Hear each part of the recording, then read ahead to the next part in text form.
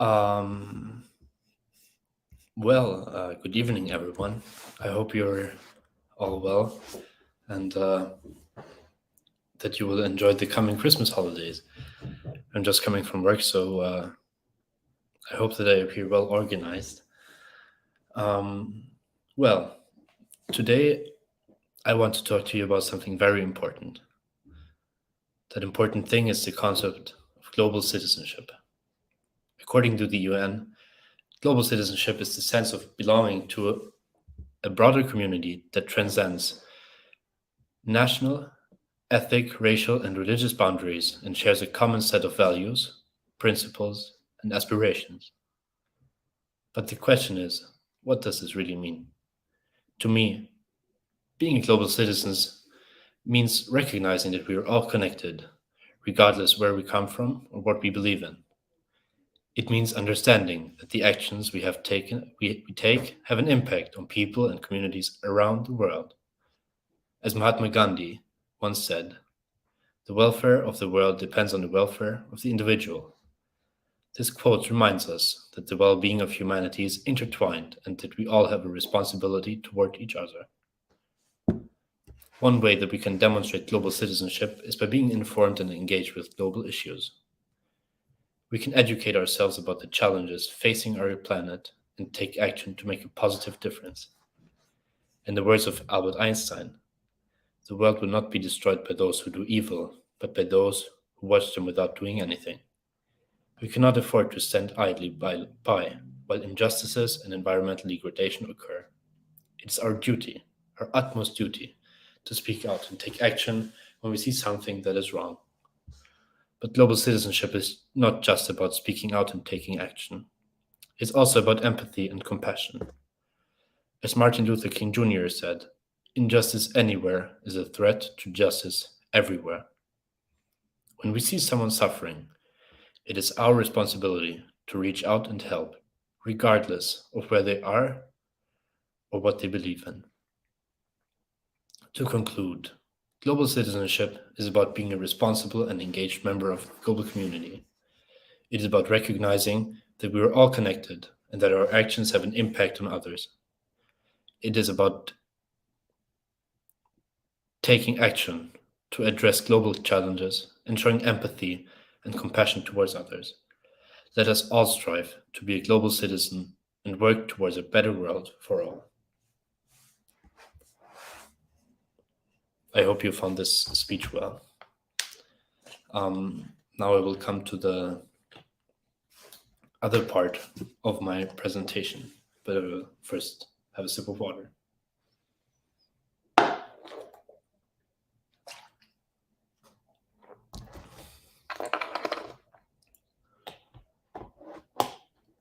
The question there are some questions that I want everyone here to ask themselves. And it would be, sorry, I see someone typing, but I have a question for everyone, and they should ask it themselves and maybe ask some friends. And these questions are about global citizenship. What does it mean to be a global citizen? And how does it differ from being a citizen of a specific country? What are your rights and responsibilities when being a global citizen? Because it not only comes with pros, there are also some things that you have to account for when you count yourself as a global citizen. And it's very important that you take those values up to your heart. Another question that is really important in our time is, how does technology transform our role as global citizens? It's, to be honest, I think 30 years ago, someone would not have believed me if someone told me that from Warsaw I can do a video conference going to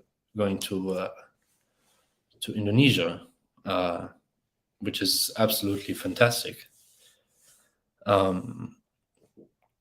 The question is also, how can individuals and groups contribute to global causes?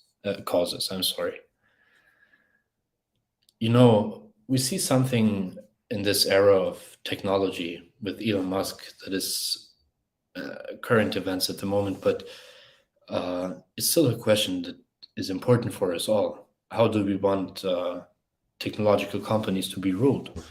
And how does this affect global citizenship when we can't connect anymore the way that we used to? Because the future is not only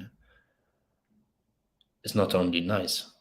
There are some perils ahead, and we must do everything to stop them. Another thing that we can ask ourselves are, what are examples of individuals or organizations that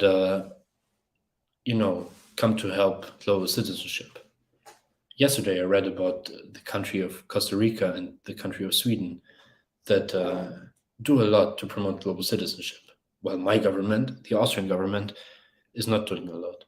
And I think many others, the US American government, that only sees itself in the front of the fight, but is in fact doing nothing, for example, or the Russian government that is currently in war with another country, which is directly opposite to being a country that promotes global citizenship. Because global citizenship not only means you are a citizen of the globe, which in fact everyone is, but it means being brother and sister with someone else from all around the world. Another important thing that I want everyone to think about: what are the current challenges that we face as global citizens, and how can we address them? I have thought about it a little bit, also some more, and those are really important aspects of being in the 21st century and a global citizen.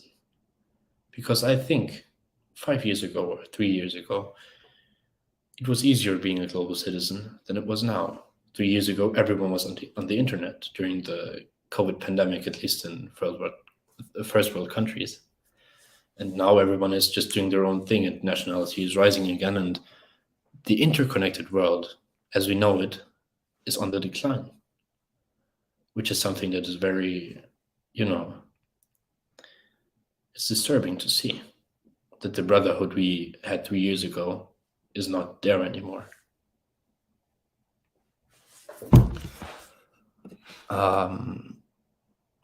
Yes, I will make a short break now. I hope it's all right. And let you think about the questions I just posed.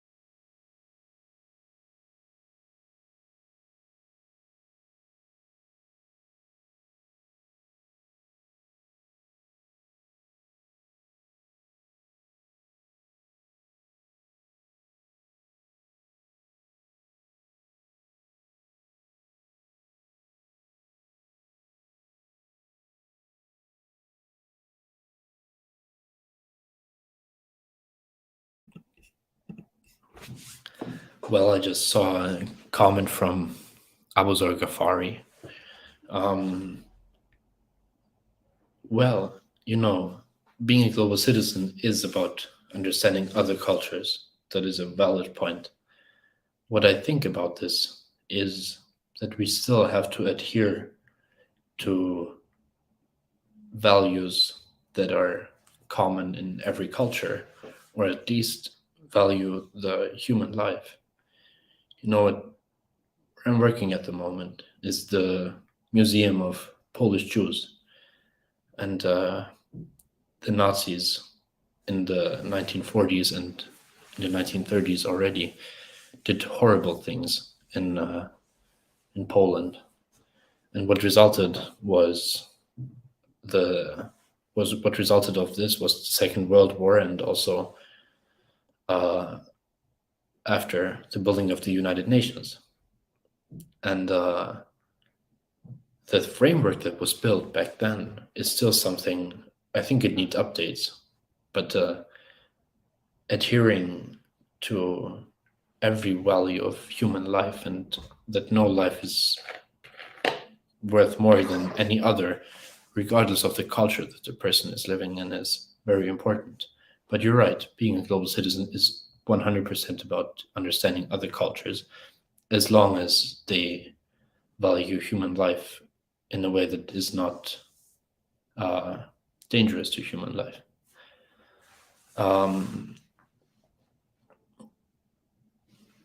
What I also think was, human life is, or at least, how shall I say it the best? The German Constitution has a very important sentence, the first sentence actually, and it is about the dignity of human life is untouchable. And I think that should be also something like a key sentence, and that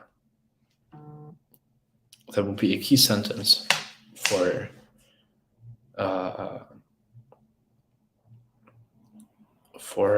let me check, sorry.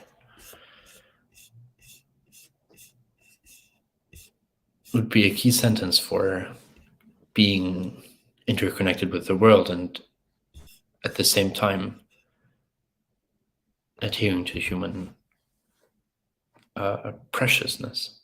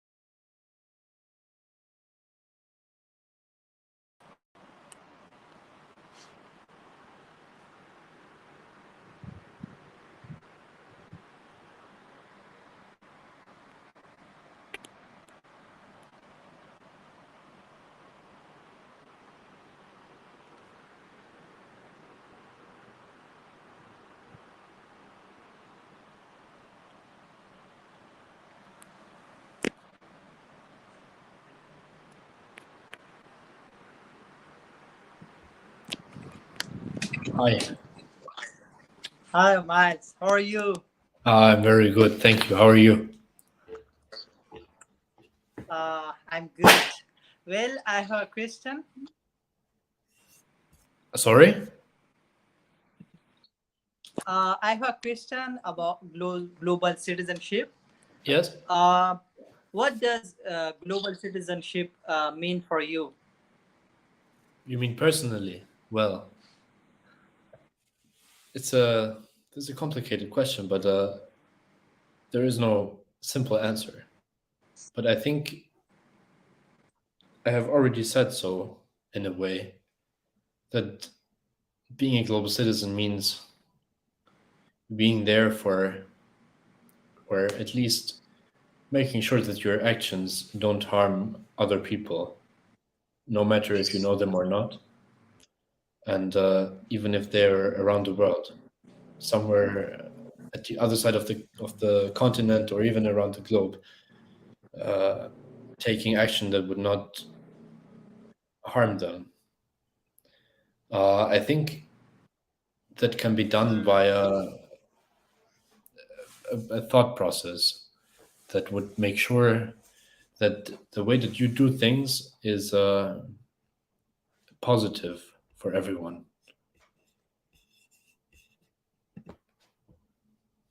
I think you are disconnected,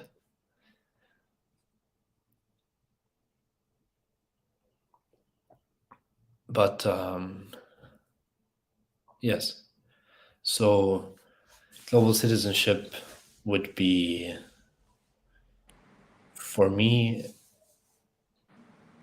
exactly how I said it, being connected and making sure that you don't do any harm to other people all around the world, and if you can, benefiting them.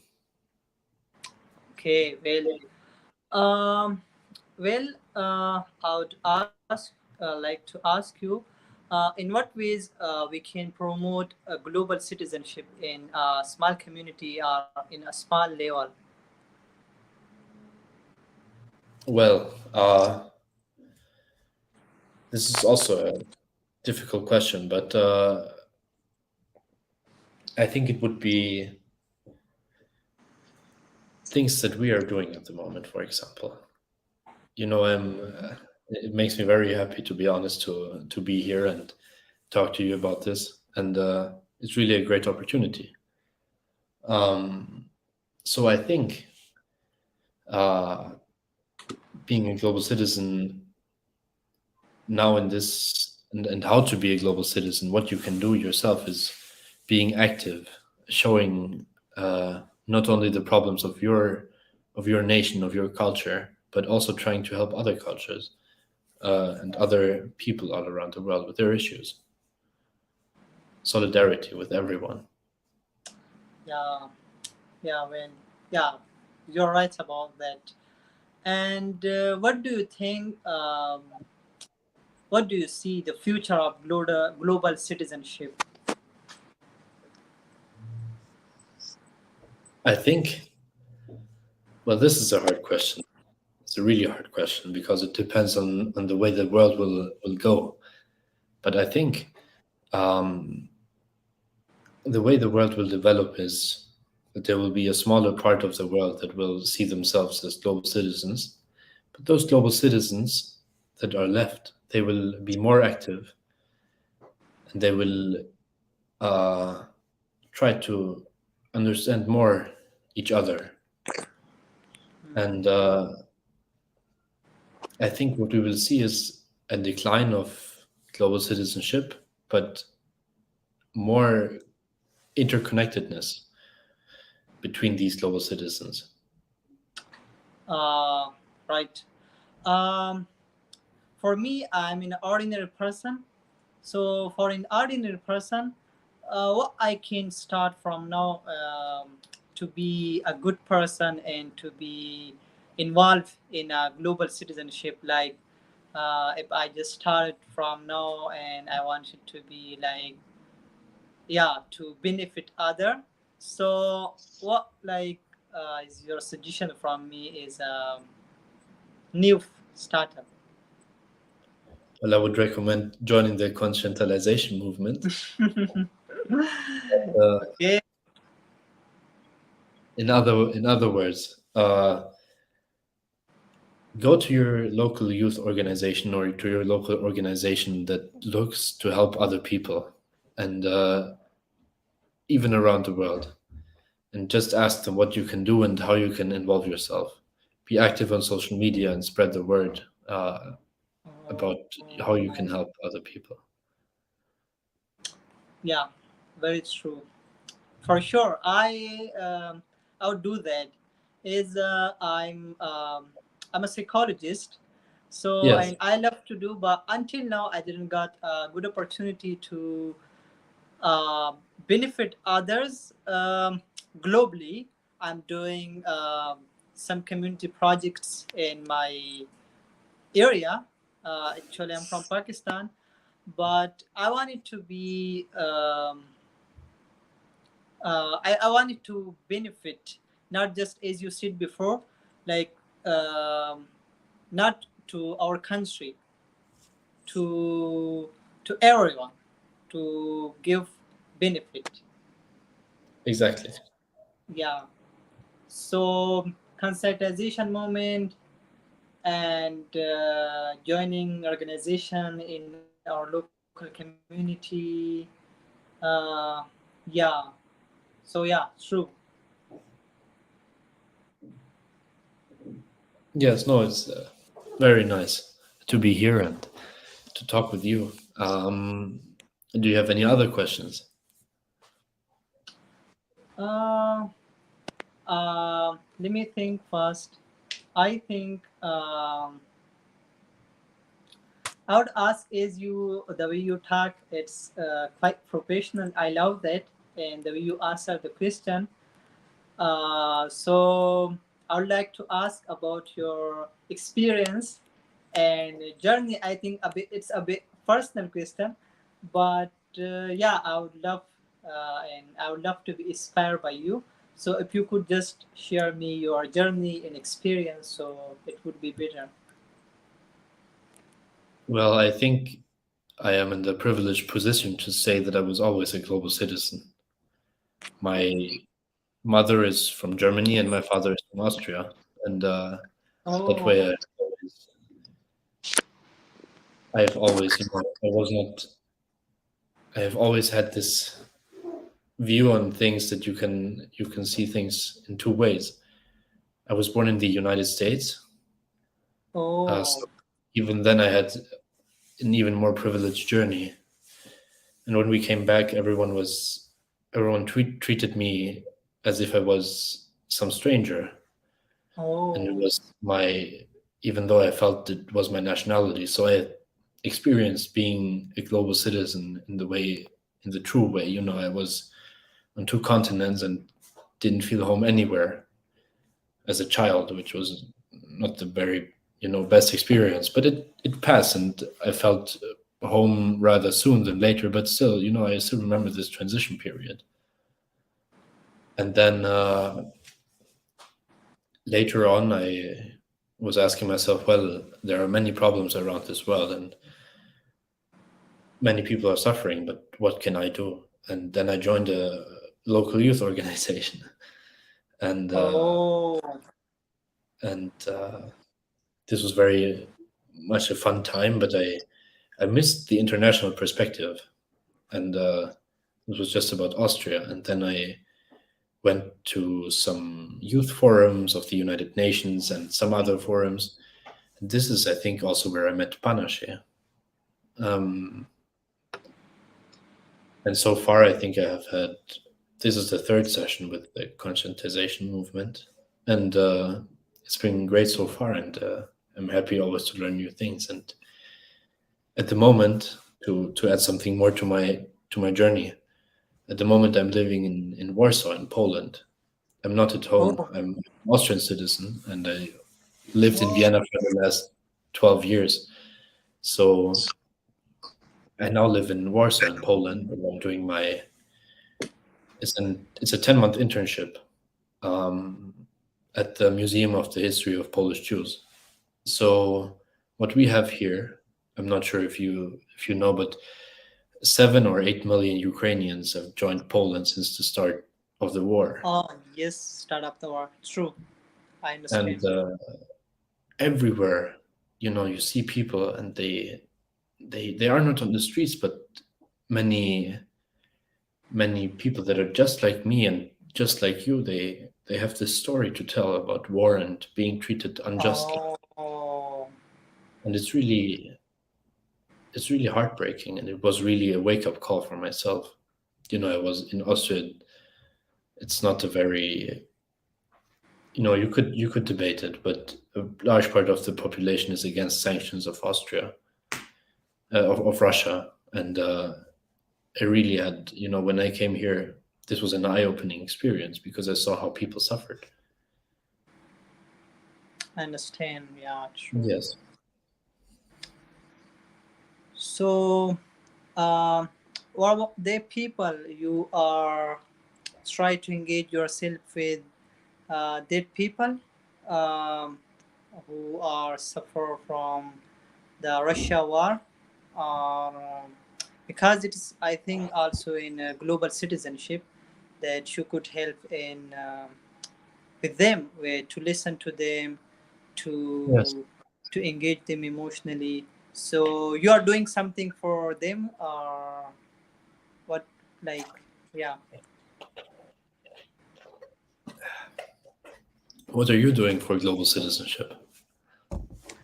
Ah, I think to listen to them and to share their problem, to Yes. give sympathy. So I'm asking you, like, yeah, as you have, you are doing things enthusiastically as you share your story. So I think you have interest in these things as you suffer on your own. So you might understand it in a very better way as compared to other people. Yes. So yeah. I see Panache now. Panache.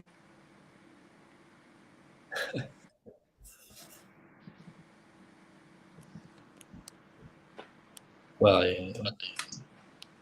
we will wait. Okay.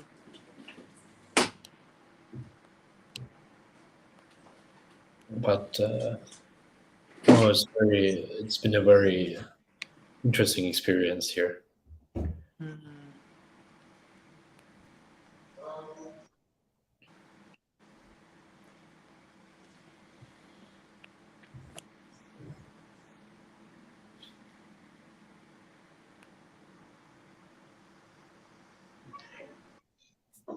Hi everyone. Hi Miles. Hi Abuzar, and hello everyone who's following through the conversation. Really, been happy to have been following the conversation and hearing about your experiences, as well as learning from the questions that were being posed by Abuzar during the session.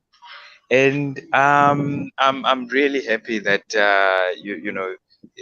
right now at this moment we are all coming from different backgrounds. We are a diverse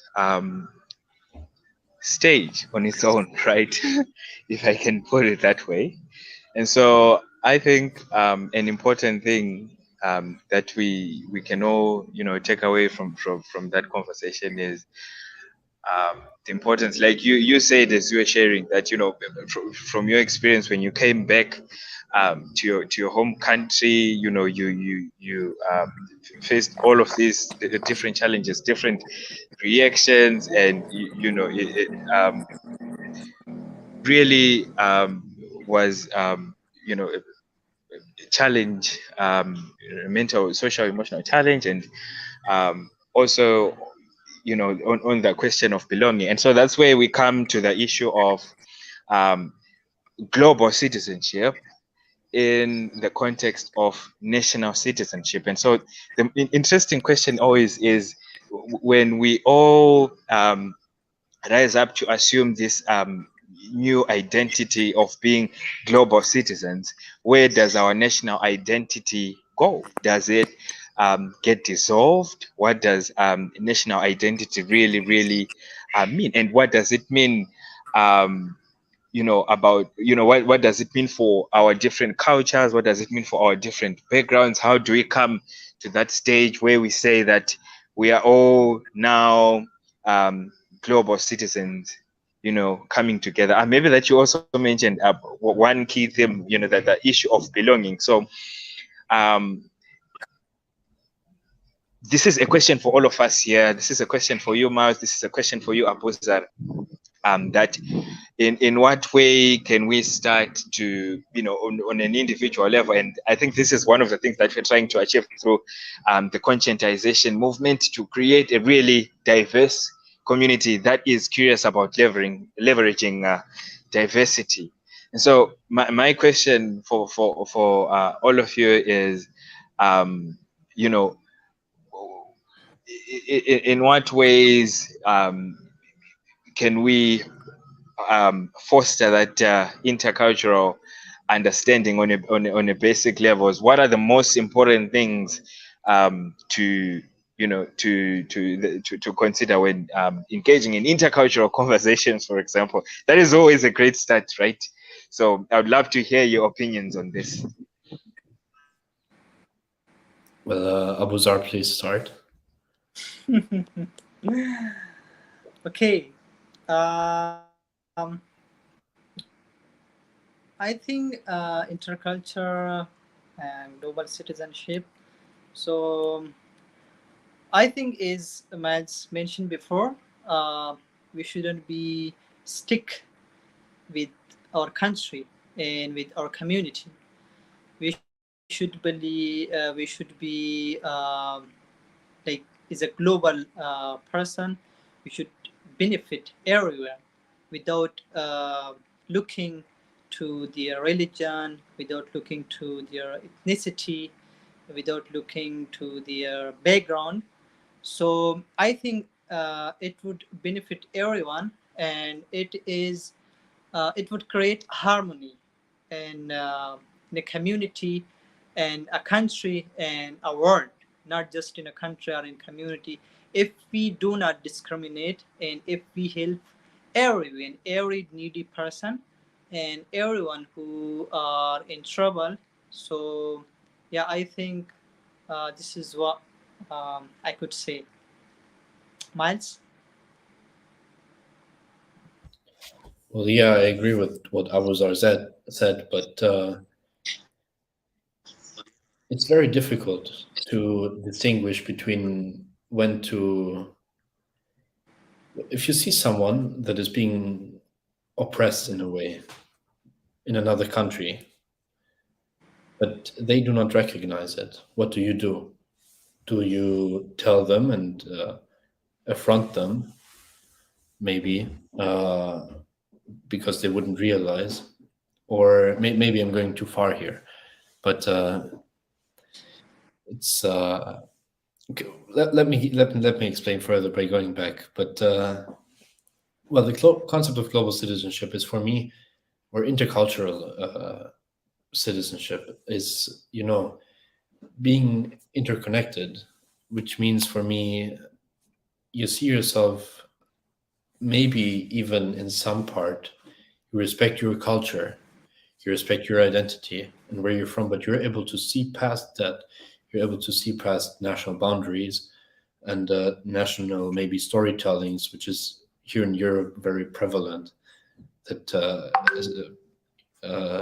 history or a story of national identity is told, and it's bad about another country.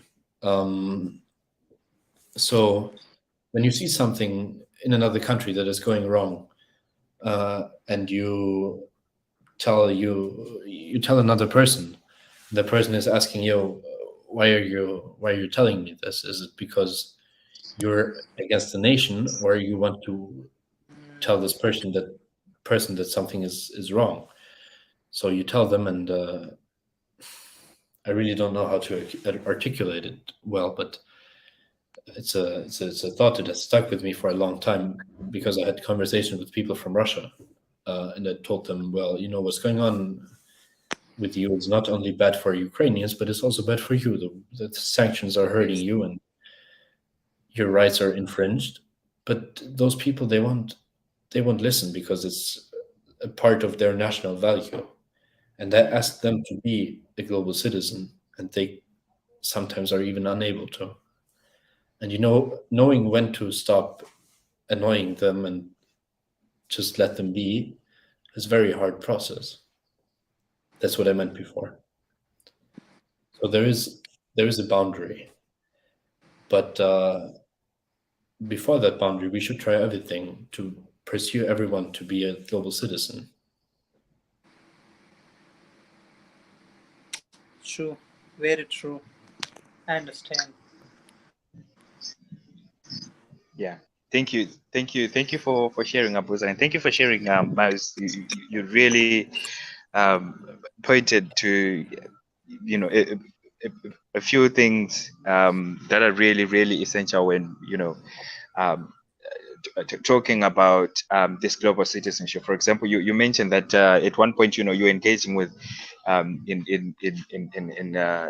you know, conversations with people from Russia, right? And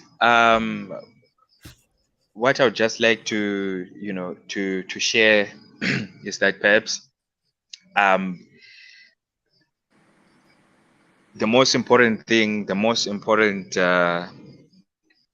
know, thing that we should be focusing on right now is perhaps starting those conversations on how we can then transform, you know, those ways of thinking, perhaps those what can I call it? I don't know what kind of nationalism it is, but perhaps that extreme nationalist way of seeing oneself, and you know, towards you know, everyone seeing themselves as being a part of a broader and a wider community. And I'm happy that you also mentioned boundaries, right? Knowing when to stop when you have started that conversation, really, because I think being soft and being you know,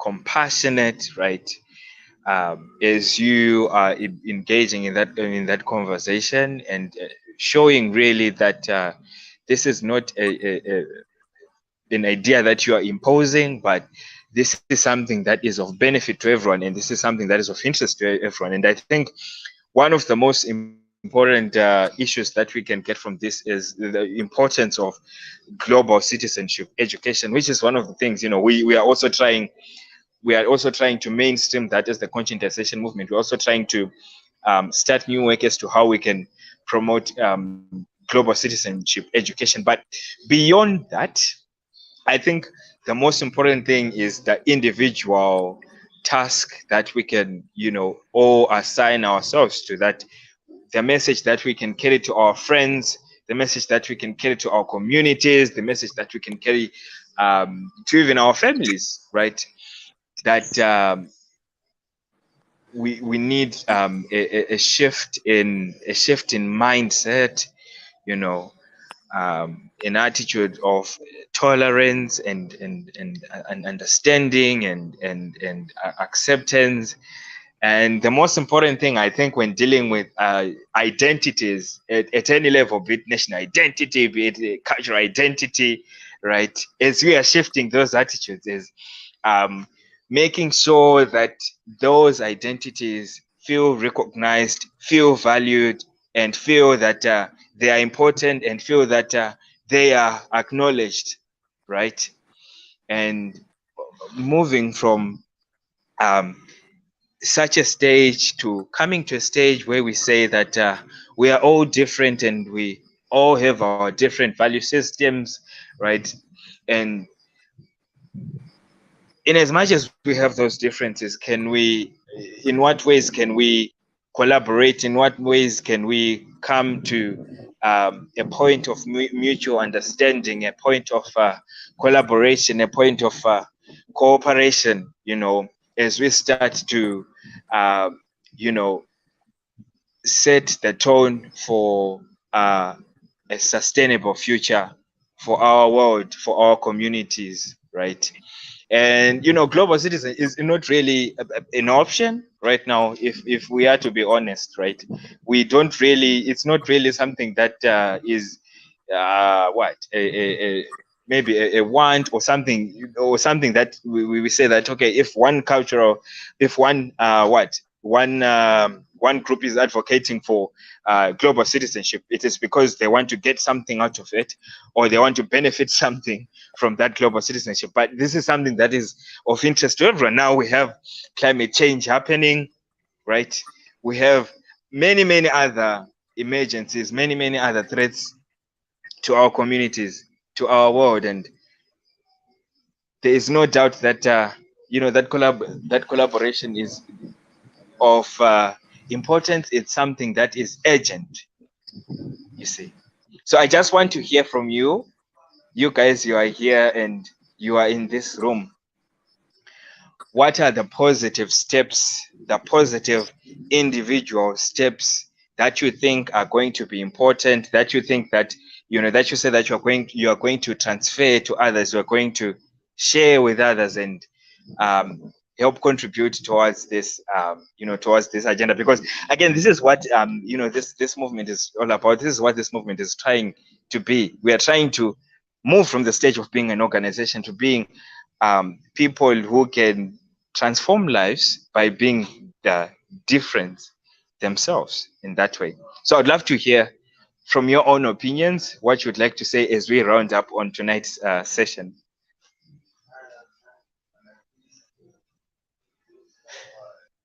Maybe who would like to go first? Maybe Miles will go first, and then we come to Abuzar, and we come to the end of our session. Yeah, certainly. Thank you very much. Well, some positive steps that I think everyone should take, if I understood the question correctly, to being a global citizen would be, or to advance global citizenship, to word it better, would be telling your friends and your family and your community about it. Telling your friends and community not about the sufferings of the refugees in your country, but about the sufferings of refugees in other countries and the sufferings of people everywhere around the world. Telling people that we as global citizens, or we as national citizens even, we need to be connected, even if we have our differences, and even if not everyone wants to be a global citizen, at least understand, or make the people understand, that the countries, for I think one of the first times ever, need to work together for a common goal, that every human needs to join in, and needs to be ready to take up the fight against climate change, because it's a threat to us all.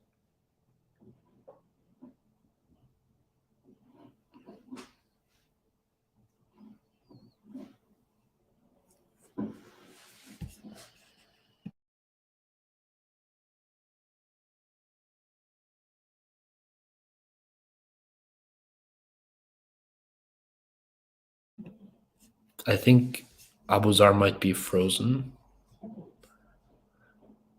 Yeah, I think that's the case. He just left the session. Well, it would be great to hear from him, but we'll just wait.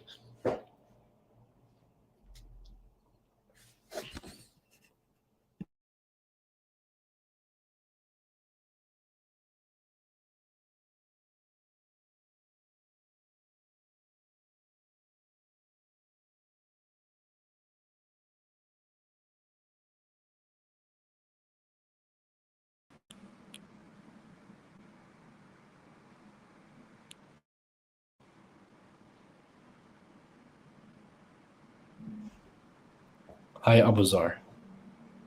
You can start now.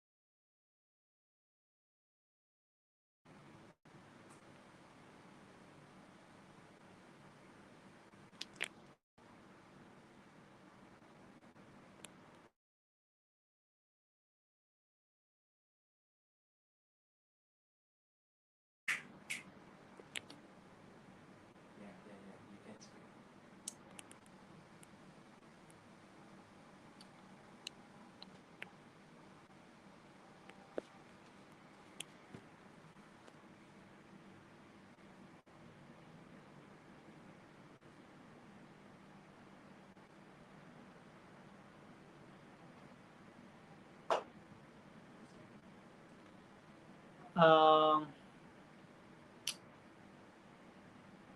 Miles. I think this is the problem with the connection. Um, so, thank you for giving this crucial answer of my question, and thank you for providing insights about global citizenship. And for sure, it was very crucial information which you have provided to me, and the suggestions which you have give to me. For sure, I would try to adapt it, and I would try to benefit others. Thank you so much, Miles, and I hope I'll see you soon. Again, thank you, and goodbye.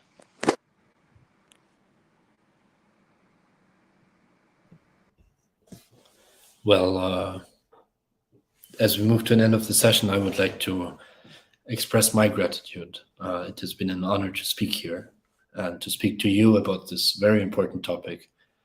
I hope that we could repeat this in the future, in the near future, and there will be a follow-up. I think it's going to be via Google service. I'm not really sure, but I'm really looking forward to it. It will be February or January, and yeah, it has been, as I already said, my greatest honor.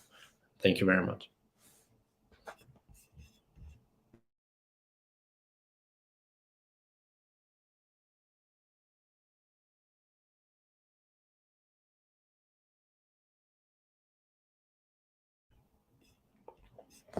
And also, if you want to see some global citizen content, I post something.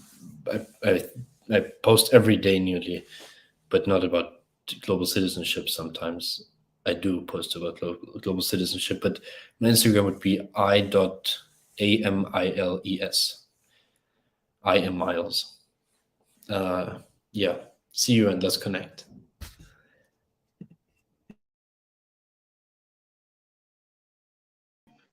Thank you so much, Miles, for your participation and for leading this discussion. Really, it was such an interesting engagement to hear your insights and your perspectives together with Abuzar, and I hope that our participants have benefited. And to our participants, we look forward to hearing your thoughts on our discussion in the comment section, and look forward to connecting you in our next session. Thank you.